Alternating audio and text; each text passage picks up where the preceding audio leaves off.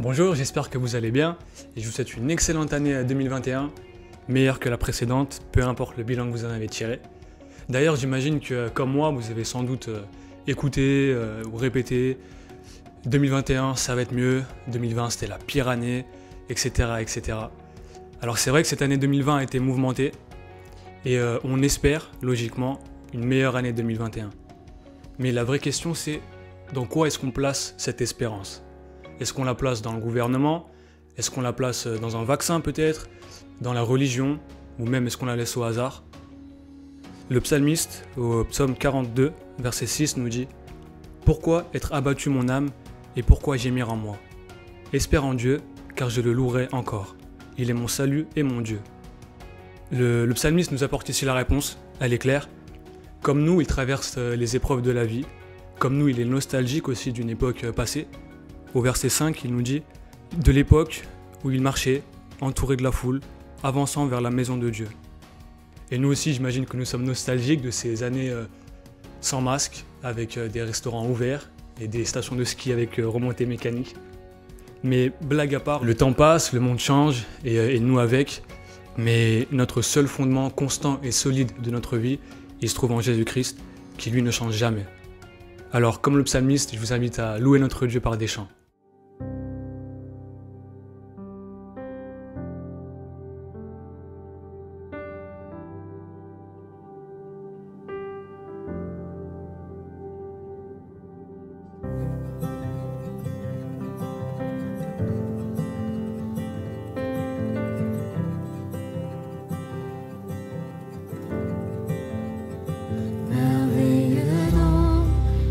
Jésus mon Rédempteur, en lui le ciel a donné le meilleur.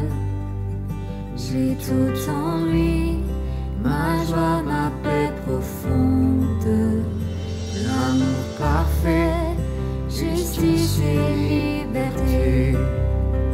Oui, je le crois, mon seul espoir est Jésus. Car ma vie à la sienne est unie.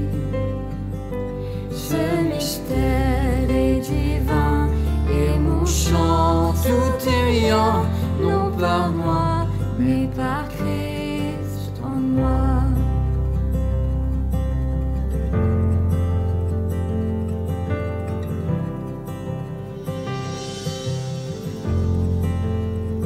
Je n'ai pas peur.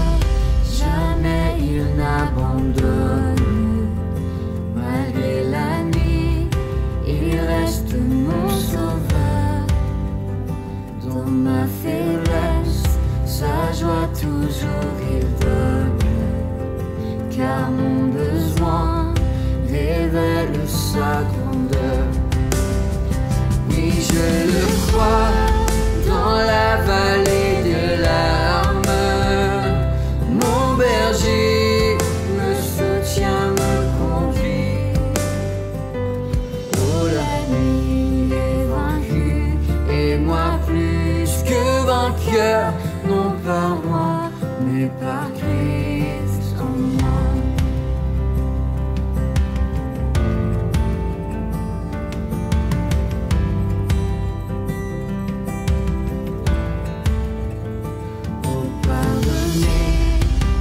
Destinée certaine, le prix payé, mon cœur est assuré. Jésus est mort, son sang brise mes chaînes. Ressuscité, la mort est renversée. Oui, je le crois, mon péché est abattu. Pour toujours, Jésus me défendra. Détaché de mes liens, oui, mon chant libre enfin, non par moi, mais par Christ en moi.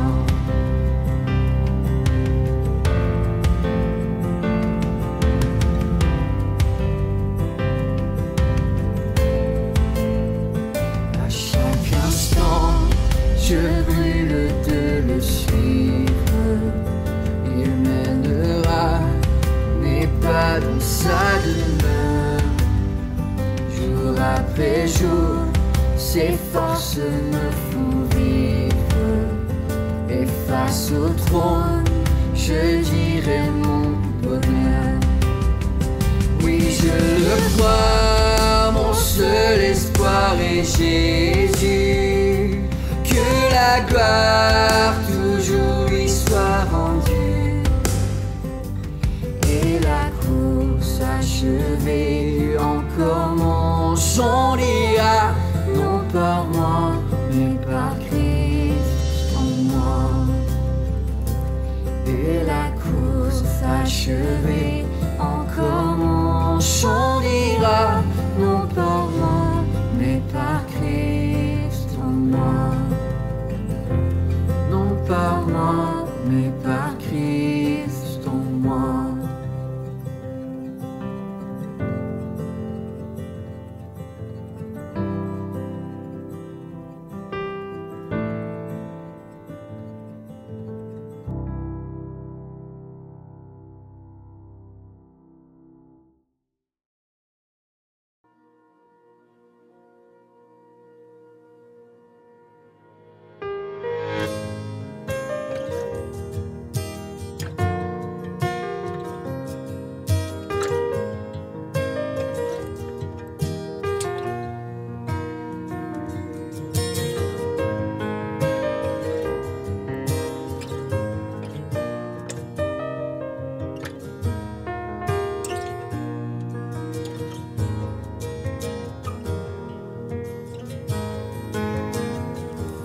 Bénis Dieu, oh mon âme,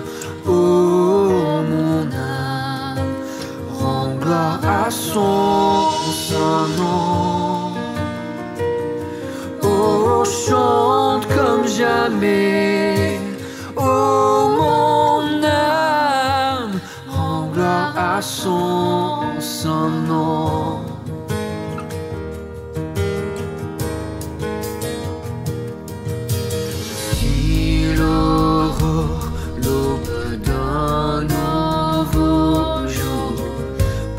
Un chant doit s'élever devant ce qui m'attend et ce qui pourrait arriver. Qu'à la fin du jour je te chante encore. Bénis Dieu, oh mon âme, gloire à son saint nom. Oh, chante comme jamais, oh mon âme, rends gloire à son saint nom.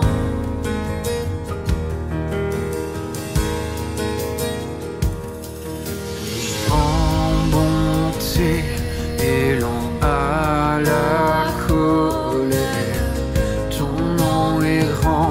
et ton cœur est bon. Je ne cesserai de chanter tes bontés. J'ai des milliers de raisons pour louer. Bénis Dieu, oh mon âme, rends gloire à son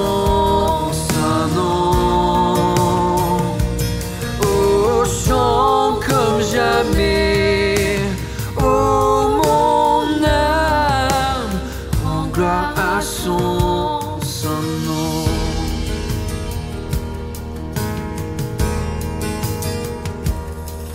Un jour viendra, je n'aurai plus de force.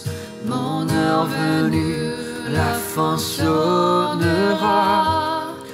Pourtant mon âme chantera tes louanges pendant des milliers d'années, oui, sans fin. Bénis Dieu, oh mon âme, à son Saint nom. Oh, chante comme jamais. Oh, mon âme, rends gloire à son Saint nom. Bénis Dieu, oh mon âme. Oh, mon âme, rends gloire à son Saint nom. Oh, chante comme jamais. Oh, mon âme, rends gloire à son Saint nom.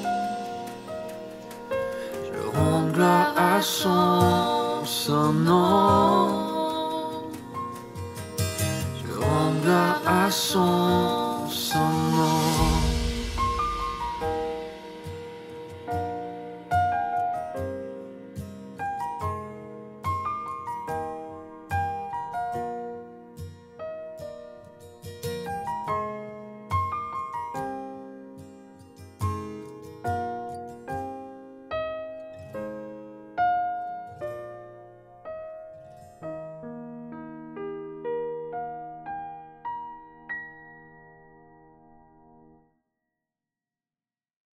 Le jour, l'Éternel m'accordait sa grâce. La nuit, je chantais ses louanges, j'adressais ma prière au Dieu de ma vie. C'est le verset 9 de ce même psaume 42. Et lorsque le psalmiste écrit ces lignes, c'est un Dieu bienveillant et en même temps tout-puissant à qui il s'adresse. Un Dieu qui nous aime d'un amour inconditionnel qu'on n'imagine même pas. Et c'est ce Dieu-là que nous voulons louer, ce Dieu en qui nous voulons placer notre espérance et en qui nous remettons notre vie entière. Chantons.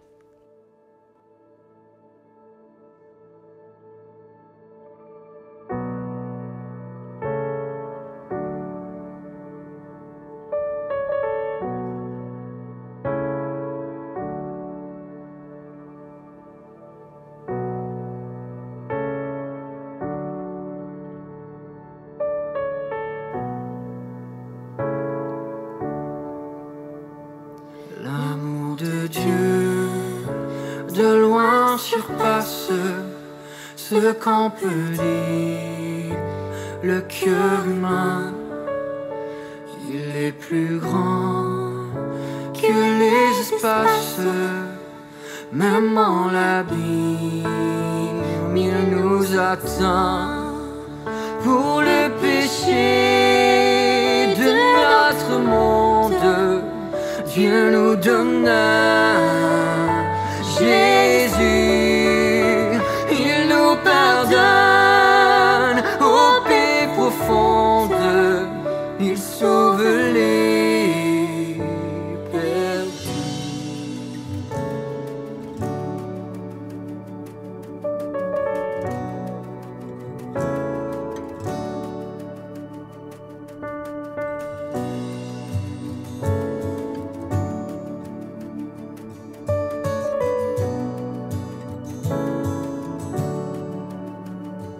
Verser de l'encre dans l'onde, changer le ciel en parchemin, tendez la plume à tout le monde, et que chacun soit écrivain.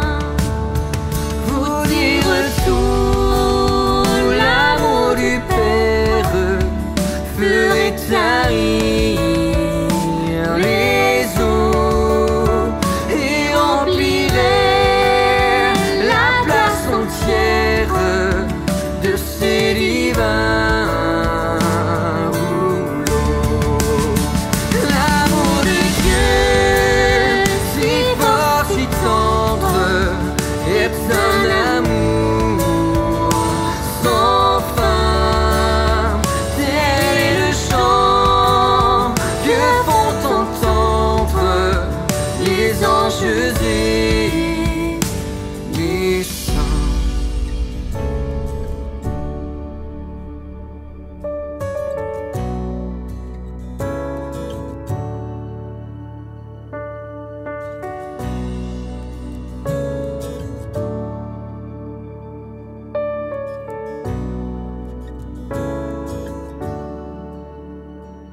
et que le monde un jour chancelle avec ses trônes et ses rois, quand trembleront tous les rebelles, soudain saisis d'un grand effroi.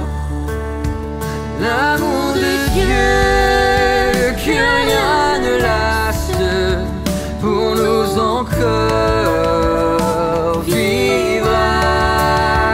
C'est le miracle de la grâce. Amen, alléluia.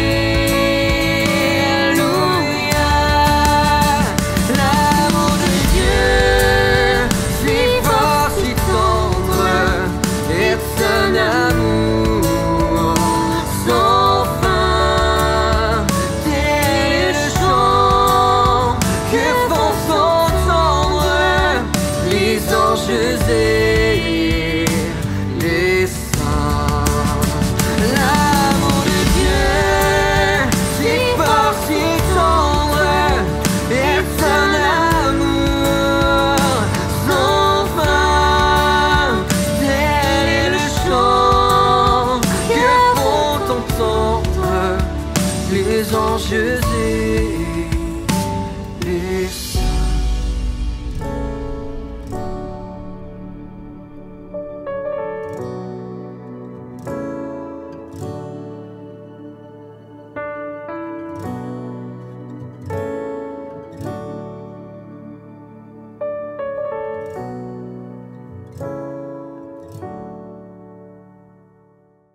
Je vous invite à passer un moment dans la prière pour remercier notre Dieu, pour le louer de qui il est, un Dieu qui ne change pas, un Dieu qui chaque jour nous offre sa grâce, cette même grâce qui nous a sauvés, qui nous a arrachés de ce monde, de ce péché. Et ouais, je vous invite juste à le remercier pour qui il est, pour son salut, et lui qui nous promet une vie parfaite pour l'éternité.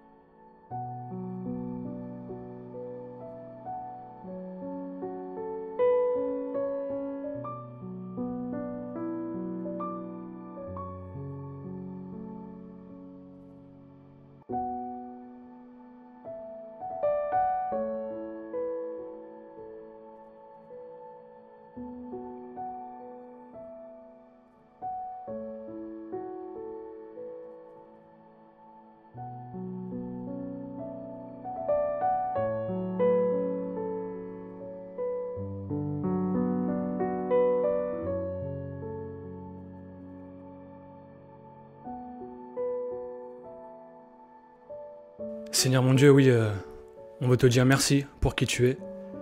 Merci parce que tu es fidèle, tu ne changes pas. Et tu es le seul roc solide de notre vie, Seigneur. On peut s'appuyer sur toi, Seigneur. Et qu'est-ce que ça fait du bien dans des temps aussi délicats, compliqués à vivre. On veut à nouveau te remettre notre vie, Seigneur. On veut te dire merci pour cette grâce infinie dont tu nous combles chaque jour. On veut te prier pour les personnes qui ont du mal dans ces temps compliqués, les personnes qui sont seules, les personnes qui sont malades. On veut te remettre aussi notre gouvernement dans les décisions à prendre. Et on veut toujours garder les yeux rivés vers toi, Seigneur, parce que tu es notre seule espérance. Et ça fait du bien de se dire que voilà, on n'est pas là juste pour 80 ans, mais Seigneur, on a une vie parfaite, éternelle à vivre avec toi, et quelle bénédiction. Je te prie dans le nom de ton Fils Jésus-Christ, Seigneur. Amen. À présent, je vous invite à prendre un deuxième moment de prière. Vous savez sans doute, vous connaissez sans doute le cantique « Compte les bienfaits de Dieu ». Et pour 2021, je vous invite à, le plus souvent possible, chaque jour, chaque matin, à prendre du temps et à compter tous les bienfaits dont Dieu nous comble chaque jour. Prions.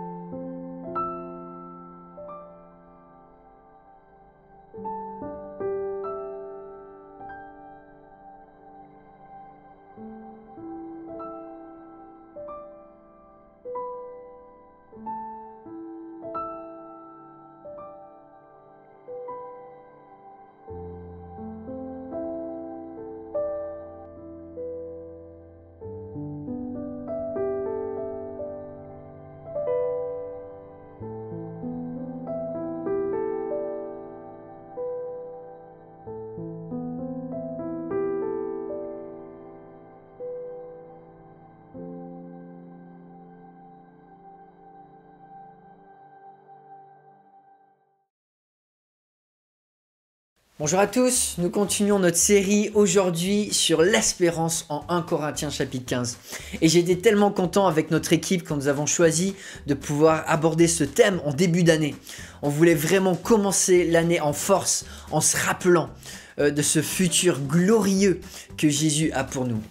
Et à ma grande surprise de voir que en fait au vœu du nouvel an, tout le monde a eu la même idée de mettre ce message d'espérance en avant, que ce soit les vœux du maire de Villeurbanne que j'ai reçu, le discours d'Emmanuel Macron ou celui de Jean Castex il y a 2 semaines, 2021 sera l'année de l'espérance. Je me suis dit bon d'accord, j'ai pas déposé de brevet sur le concept d'espérance en 2021 et c'est vrai qu'il n'y a pas de droit d'auteur là-dessus, on peut chacun en parler, mais on n'est quand même pas sur le même terrain quand on a un discours politique ou quand on a un discours biblique. Et c'est vrai que quand on avait entendu il y a quelques mois que 2021 serait l'année de la gastronomie, ça comme message politique j'adhère à fond, de pouvoir soutenir voilà, la restauration locale en faisant une œuvre humanitaire pour bien manger.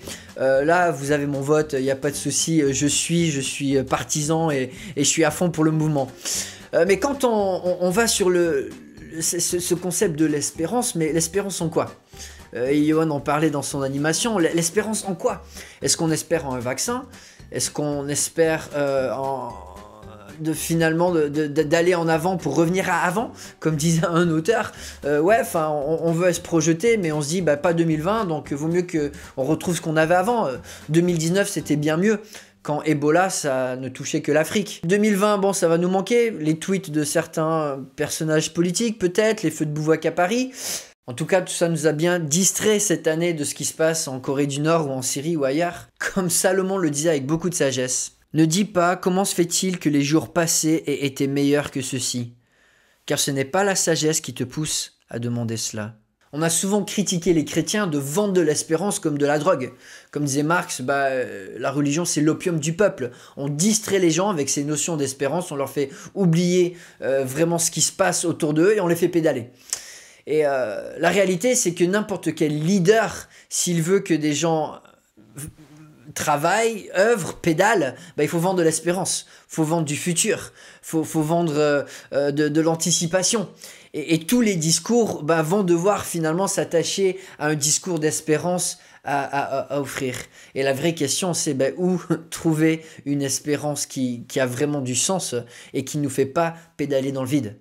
Quel est le discours qui va faire que lorsqu'on s'investit dans quelque chose, ça va durer, ça va avoir du sens et ça va nous donner d'être épanouis et de pouvoir vraiment anticiper avec joie cette réalité. Et là, l'apôtre Paul, bien sûr, quand il écrit 1 Corinthiens 15, il va parler de la résurrection, de l'espérance de la résurrection. Et c'est ce dont on a besoin. Et dans le passage qu'on va regarder ce matin, Paul nous parle de cette espérance de la résurrection que Jésus donne pour notre corps, mais aussi pour la terre. Notre monde a besoin de résurrection. Et aussi par rapport au sens de la vie. Il nous dit une vie incohérente a besoin de résurrection. Elle a besoin de retrouver un sens. Elle a besoin d'être recentrée sur ce qui compte vraiment. Alors je vous invite aujourd'hui à se recentrer sur l'évangile. 3 réalités de l'espérance que l'on retrouve dans ce passage. Pour Paul, la première réalité de l'espérance, c'est la réalité d'un sauveur. Lorsque nous apprenons à connaître Jésus-Christ, l'objet de notre espérance est une relation à laquelle nous pouvons déjà goûter. C'est pas juste quelque chose de nébuleux et de lointain et d'abstrait et d'imaginaire. Nous avons un sauveur, Jésus-Christ, qui nous a déjà fait goûter aux prémices de sa gloire. Et parce que nous avons un avant-goût, nous pouvons avoir une espérance qui est concrète, qui est fondée. Jésus-Christ est ressuscité des morts et il annonce notre résurrection à tous ceux qui sont en lui. Nous lisons cela à partir du verset 20. Mais en réalité, Christ est ressuscité, précédant ainsi ceux qui sont morts. En effet, puisque la mort est venue à travers un homme, c'est aussi à travers un homme qu'est venue la résurrection des morts. Et comme tous meurent en Adam, de même aussi tous revivront en Christ, mais chacun à son propre rang, Christ en premier, puis ceux qui appartiennent à Christ lors de son retour. Tout message d'espérance est crédibilisé par son messager. Et tellement de fois, les politiciens, les religieux vont annoncer un message d'espérance en faisant des promesses. Et Jésus-Christ est celui qui a fait le plus de promesses et les promesses les plus démentielles. Celle de la vie éternelle, celle d'une éternité dans la présence de Dieu sans aucune souffrance. Mais Christ, il les a crédibilisées, ces promesses, par sa résurrection. Et voilà, n'importe quel leader qui peut ressusciter des morts et qui peut ressusciter les autres des morts arrivera probablement à tenir ses promesses. Et nous avons cette espérance parce que Christ est ressuscité des morts. Et non seulement il est ressuscité des morts, mais il a vaincu la mort, mais il continue d'exister, il continue d'avoir cette relation avec nous. Et tous les jours, nous pouvons goûter à cette puissance de Dieu, à cette présence de Dieu, à cet avant-goût du paradis qui nous est réservé. C'est pour ça que Paul écrit en Romains chapitre 5, « Or cette espérance ne trompe pas, parce que l'amour de Dieu est déversé dans notre cœur par le Saint-Esprit qui nous a été donné. » C'est parce que nous connaissons le Sauveur que nous pouvons vraiment avoir cette confiance sereine dans notre avenir. Peu importe les épreuves, peu importe ce que le monde nous lance, si nous avons dans notre camp celui qui ressuscite les morts, nous sommes invincibles. Et ici, Paul va souligner 3 aspects du Sauveur qui nous donne cette espérance. La première, au verset 20, c'est que Christ est le guide qui nous précède. La Bible affirme que Jésus est le premier ressuscité d'entre les morts. Et cela, on le voit de 2 manières. Premièrement, il est le premier ressuscité, dans le sens que c'est le premier à avoir eu un corps glorifié. La Bible nous dit que le corps glorifié est encore une espérance future pour les croyants de l'Ancien comme du Nouveau Testament. C'est lors du retour de Christ que finalement il y aura cette résurrection complète où tout sera uni en Christ et nous aurons nos corps glorifiés pleinement. Donc ceux qui sont au paradis en ce moment, on pense en un corps intermédiaire, mais ce n'est pas encore le corps glorifié que Jésus a manifesté après sa résurrection. Et le deuxième aspect, c'est que lorsque Jésus Jésus décrit en Luc chapitre 16 l'histoire de Lazare et de l'homme riche, il décrit une salle d'attente, le sein d'Abraham, là où attendent les croyants de l'ancienne alliance. Et pourtant, quand il est sur la croix, il va dire au bandit, aujourd'hui même tu seras au paradis. Au moment où Christ porte la punition des péchés sur la croix, au moment où Christ porte le jugement contre le péché, et au moment où Jésus monte au ciel, il ne monte pas tout seul au ciel au moment de sa mort. Il monte avec des générations de croyants qui étaient encore dans cette salle, dans ce monde intermédiaire en attendant cette résurrection. Donc Christ précède le sein d'Abraham et nous précède aussi avec ce corps glorifié. C'est le premier. Jésus, c'est le boss. Il est en toute chose le premier et il nous montre le chemin. Il a cette puissance, cette autorité que Dieu lui a donnée pour vaincre la mort et pour nous mener vers la vie abondante. Deuxièmement, Paul nous dit que Jésus est l'ambassadeur qui nous représente. Il fait le parallèle entre Adam, notre premier représentant de la race humaine qui a échoué, et Jésus, le dernier représentant de la race humaine qui a triomphé. Au verset 21. En effet, puisque la mort est venue à travers un homme, c'est aussi à travers un homme qu'est venue la résurrection des morts.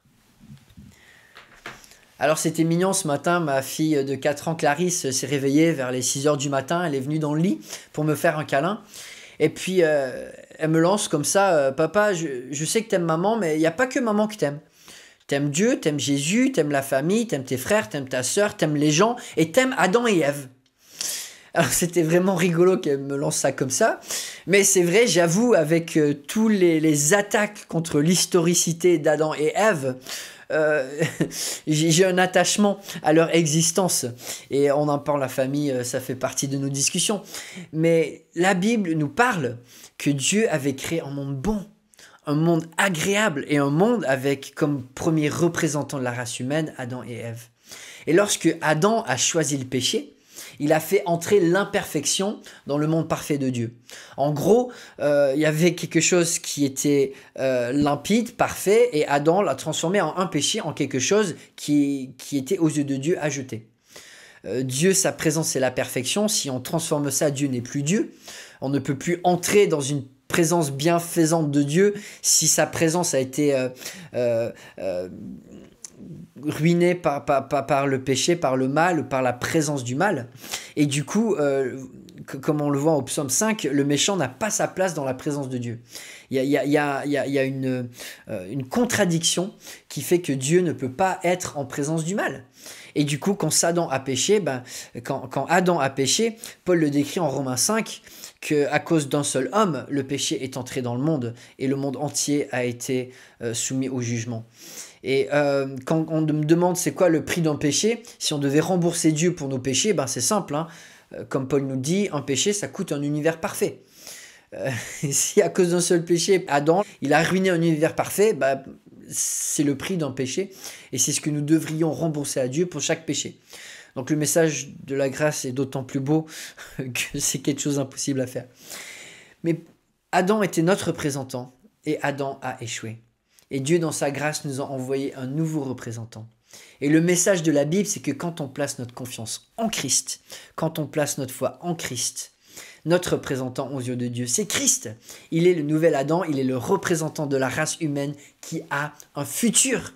C'est lui notre espérance. En lui, nous pouvons espérer dans la résurrection de la race humaine. Et troisièmement, dans ce passage, Paul nous parle que Jésus est le libérateur qui nous ressuscite. Versets 22-23. Et comme tous meurent en Adam, de même aussi tous revivront en Christ.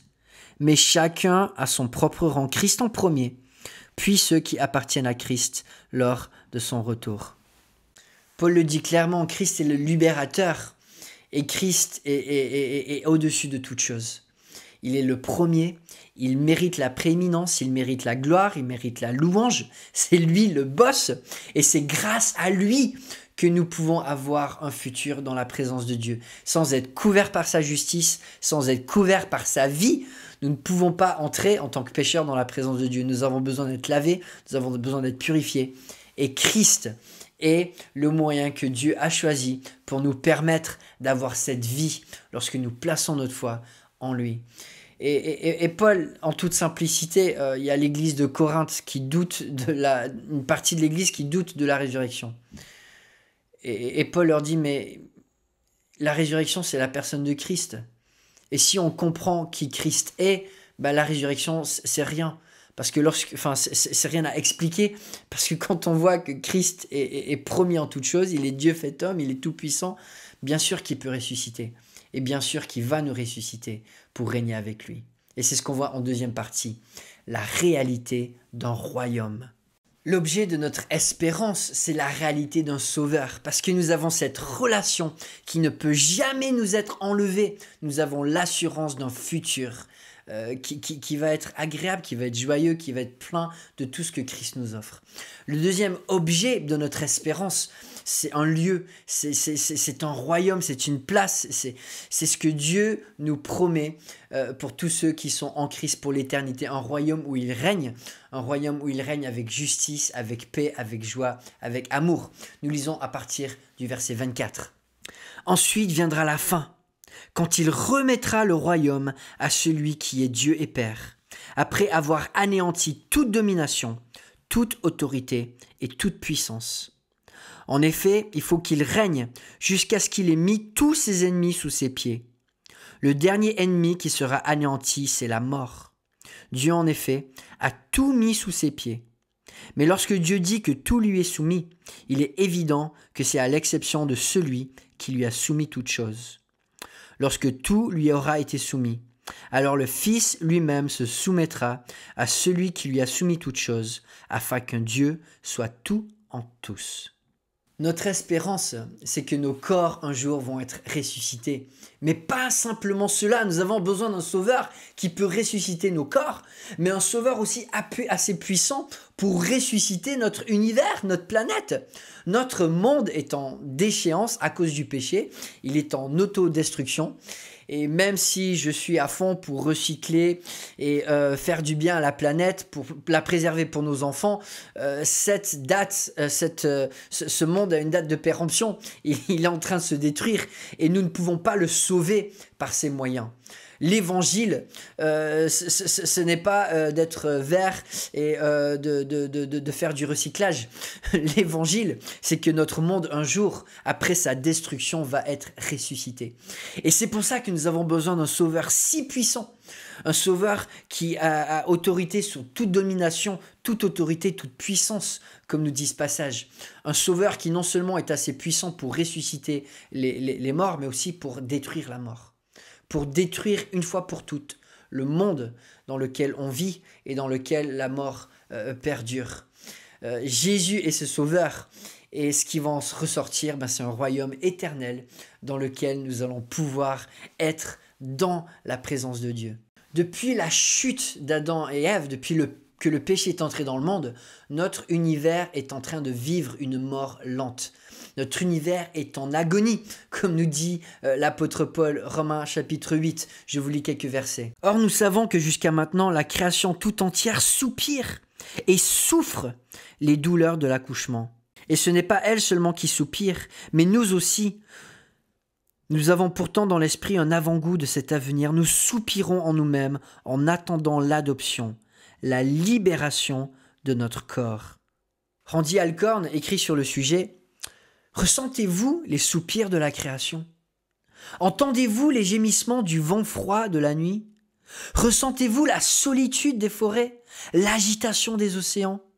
Entendez-vous la nostalgie dans les cris des baleines? Voyez-vous du sang et de la douleur dans les yeux des animaux sauvages, ou le mélange de plaisir et de douleur dans les yeux de vos animaux de compagnie? Malgré les vestiges de beauté et de joie, quelque chose sur cette terre est terriblement faux. La création espère, même anticipe, la résurrection. La terre entière a besoin d'un sauveur. Cette terre sur laquelle nous vivons ne peut pas avoir de futur sans une vraie résurrection.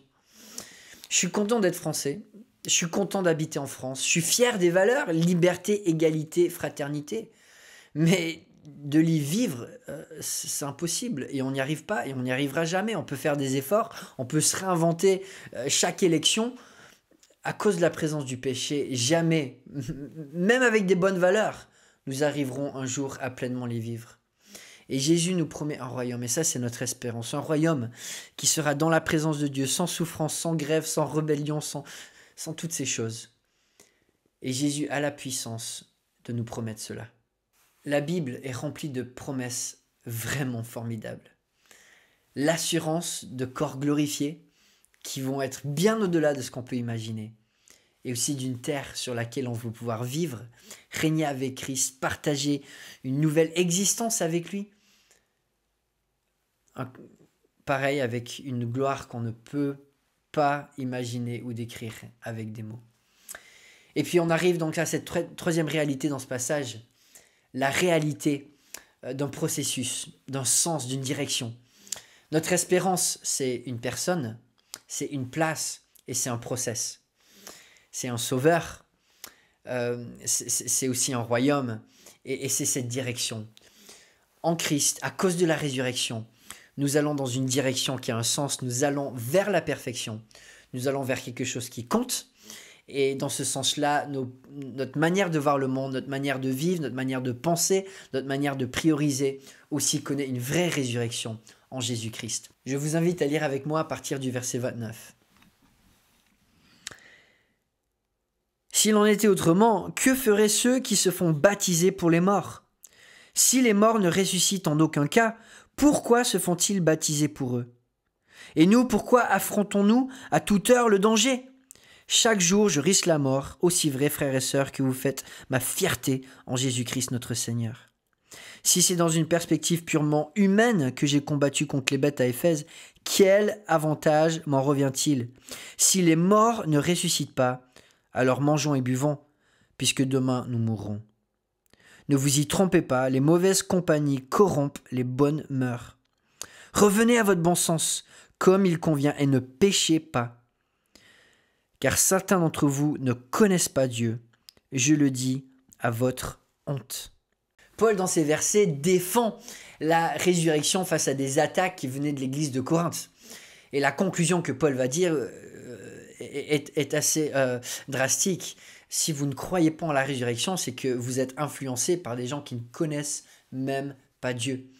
Et il va leur dire, la résurrection, ça nous donne un sens qui va vers cette espérance, vers l'infini avec Christ, et aussi en nous éloignant du péché. Ça, c'est le sens que la résurrection nous donne. Une vie qui a une direction vers la perfection, vers Dieu, vers l'éternité, vers ce qui compte, au centre de la volonté de Dieu. Et la première illustration que Paul utilise, c'est cet exemple de ceux qui se faisaient baptiser pour les morts. Alors, c'est un passage qui a fait beaucoup couler d'encre, et dans l'interprétation, il y en a beaucoup qui ont été offertes et qui sont variées, parce qu'à mon avis, il nous manque un petit élément de contexte qui nous permettrait peut-être de mieux cerner le ton de Paul, ou un élément peut-être historique. Alors souvent dans des questions comme ça qui sont problématiques, je commence en me disant mais qu'est-ce que je sais ? Avant d'aller sur les conjectures et on essaie de relier les points. Ce qu'on sait bibliquement, c'est qu'il y a un seul baptême. Paul l'a dit en Éphésiens 4-5, il y a un seul baptême. Ce qu'on sait aussi en Hébreux chapitre 9, c'est qu'il n'appartient à l'homme de mourir qu'une seule fois et ensuite vient le jugement. Donc cette théorie qu'on peut baptiser pour un mort et que ça lui donne un salut, c'est pas du tout cohérent avec le reste de la Bible. Et puis troisièmement, ce qu'on sait, c'est que les œuvres ne nous sauvent pas, le baptême ne sauve pas. C'est par la grâce que nous sommes sauvés, par l'œuvre que Dieu lui-même a faite en Jésus-Christ à la croix. C'est pas par nos propres œuvres ou par un baptême qu'on gagne des points. Donc ça, c'est ce qu'on sait. Ensuite, il y a ce qu'on observe dans ce passage. On voit dans l'église de Corinthe qu'il y avait déjà des problèmes vis-à-vis du baptême. Ça crée des divisions, moi je suis de Paul, moi je suis de Céphas, moi je suis d'Apollos. Il y avait une espèce de vue de superstitieuse sur ce que peut-être conférer le baptême. Ce qu'on voit aussi dans ce passage, c'est que Paul ne s'identifie pas à cette pratique. Il dit certains font cela. Et puis troisièmement, l'illustration de Paul, elle est utilisée pour montrer l'incohérence dans la pensée des Corinthiens qui auraient une pratique qui finalement est liée à la résurrection des morts alors qu'ils renient même cette résurrection. Alors il y a plusieurs interprétations, hein, mais je vais en citer deux en particulier. La première, c'est que Paul aurait eu un temps moqueur en disant même dans vos hérésies, vous vous contredisez.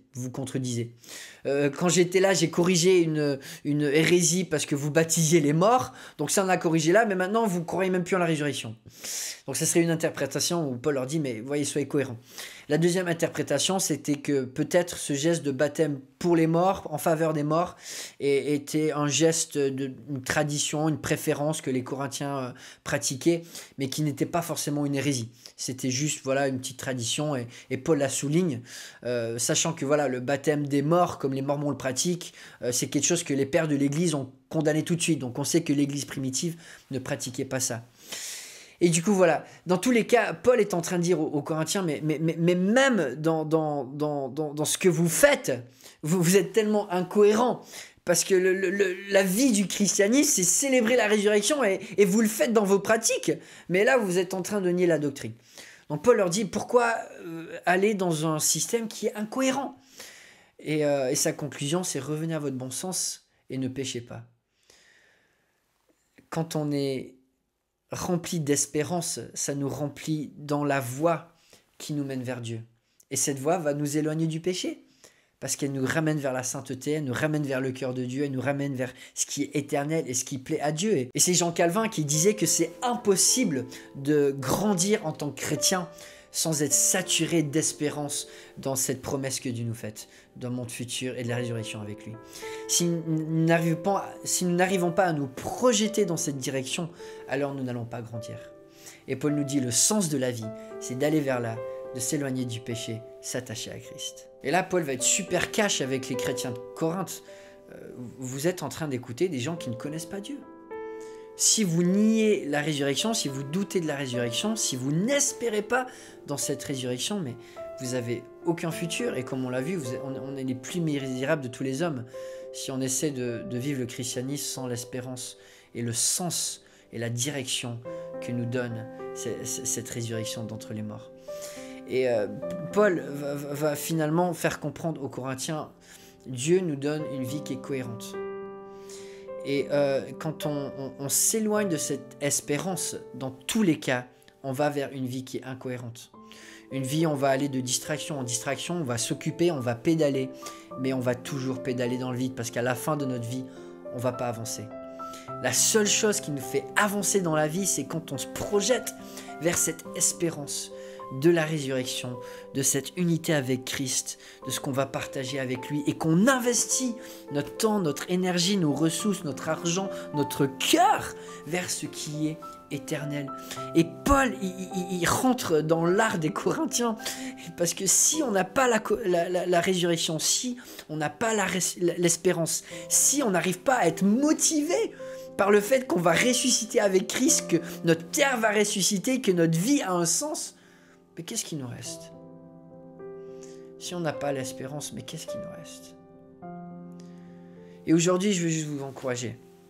Si vous ne connaissez pas cette espérance, elle est offerte gratuitement à Christ. Dieu nous promet qu'il ne refusera pas son Saint-Esprit à ceux qui le demandent. Dieu a envie de faire connaître cette résurrection. Il a envie de la partager au plus grand nombre de personnes, mais ça se fait en Christ. Ça se fait au travers du Messie, du Sauveur. C'est lui, le roi. Et si on ne l'accepte pas, on ne peut pas participer à son royaume. On ne peut pas faire concurrence au roi en suivant nous-mêmes nos propres chemins. Et si nous sommes en Christ aujourd'hui, soyons portés par ce message de l'espérance. Nous avons de quoi nous projeter vers l'avant. Alors vivons à fond, investissons-nous dans ce qui compte et ne perdons pas notre temps dans cette génération du divertissement et qui finalement, tellement de fois, on utilise le temps précieux qui nous a imparti dans des choses vaines. Vivons pour l'espérance, vivons pour ce qui compte. Prions ensemble. Oui, Père Céleste, merci pour tous ces objets tellement concrets d'espérance. Nous avons un Sauveur, nous avons un royaume qui nous attend, nous avons un sens et une direction. Donne-nous de s'attacher à ces choses et de vivre d'une manière qui te plaît, Donne-nous d'avoir des vies cohérentes avec le message de l'Évangile. Que nous puissions le vivre avec puissance en s'attendant à toi. Amen. Merci Philippe pour ce message. Merci pour ces vérités. Oui, notre espérance est en Dieu et on a l'assurance qu'il va nous ressusciter et ressusciter un monde qui sera parfait. Je vous invite maintenant à chanter un dernier chant et je m'attends à toi.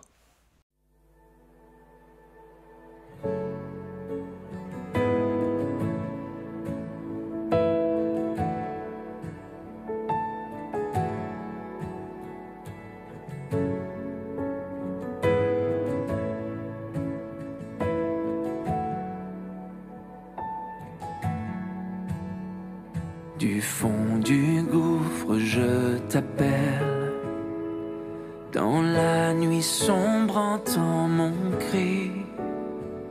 Incline vers moi ton oreille. Délivre-moi, je t'en supplie.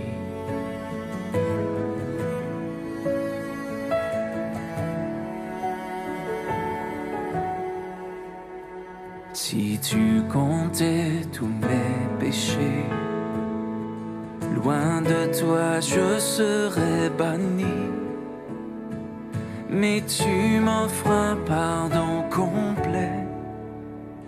Ta grâce seule me suffit. Je m'attends à toi, je m'attends à toi. Ta parole est mon appui. Je m'attends à toi, fermement à toi, car toi seul me rassasie.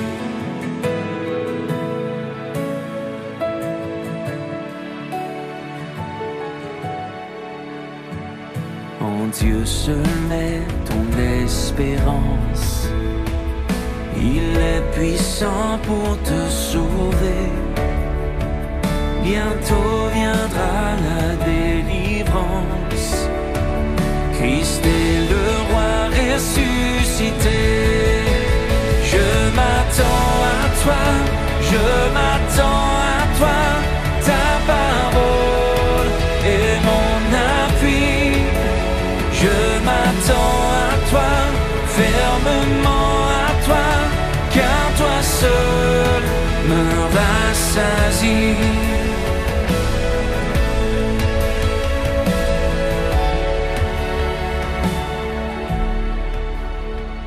Pour nous un chemin est tracé. Dieu lui-même a payé le prix. En lui notre foi est placée. Son sacrifice nous guérit. En lui notre foi est placée. Son sacrifice nous guérit. Je m'attends à toi, je m'attends à toi. Ta parole est mon appui. Je m'attends à toi, fermement à toi, car toi seul me rassasie. Je m'attends à toi, je m'attends à toi, dans la tempête et la nuit. Je m'attends à toi, fermement à toi, ton amour est mon abri.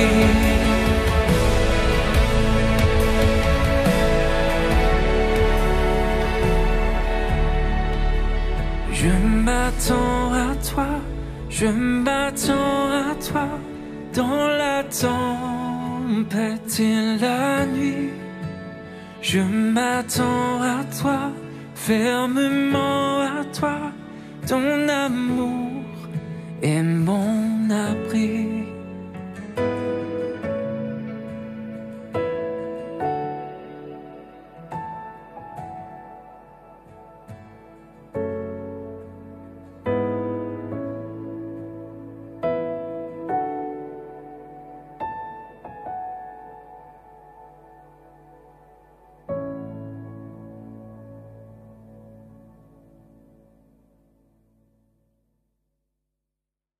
Bonjour, je m'appelle Philippe et je suis membre de l'église évangélique de Trévoux. Si vous le voulez bien, nous allons terminer ce moment par la prière. Prions. Seigneur notre Dieu, nous te sommes reconnaissants parce que toi, le Dieu Tout-Puissant, tu n'as pas hésité par amour à descendre, mourir sur la croix pour le pardon de nos péchés. Et à tous ceux qui ont reçu cet amour, ce pardon dans leur cœur, Seigneur, tu as fait de nous tes enfants. Et pour cela, nous n'aurons jamais assez de mots pour te remercier, mais nous voulons te louer vraiment du fond du cœur. Merci aussi, Seigneur, parce que en ces moments troublés où nous ne sommes pas sûrs de l'avenir, toi, tu es le Dieu des certitudes sur lesquelles nous pouvons nous appuyer. Tu es le Dieu qui est fidèle en ses promesses et qui est le Dieu aussi qui veut prendre soin de nous. Alors sois béni pour cela, Seigneur. Seigneur, je veux te remercier aussi pour ta parole que nous avons entendue ce matin et te demander que tu permettes qu'elle puisse cheminer dans nos cœurs, Seigneur, que nous puissions la méditer et que nous puissions en faire notre guide pour le restant de la semaine, Seigneur. Je te demande aussi de bénir tous ceux qui l'ont entendu, de bénir notre assemblée aussi, afin que nous puissions toujours essayer de vivre en accord avec ta parole, Seigneur, et afin que nous puissions être une lumière autour de nous pour refléter ton amour auprès des gens, Seigneur. Vraiment, sois béni pour toutes choses, Seigneur. Amen. Eh bien, je vous souhaite à tous un excellent dimanche et à bientôt.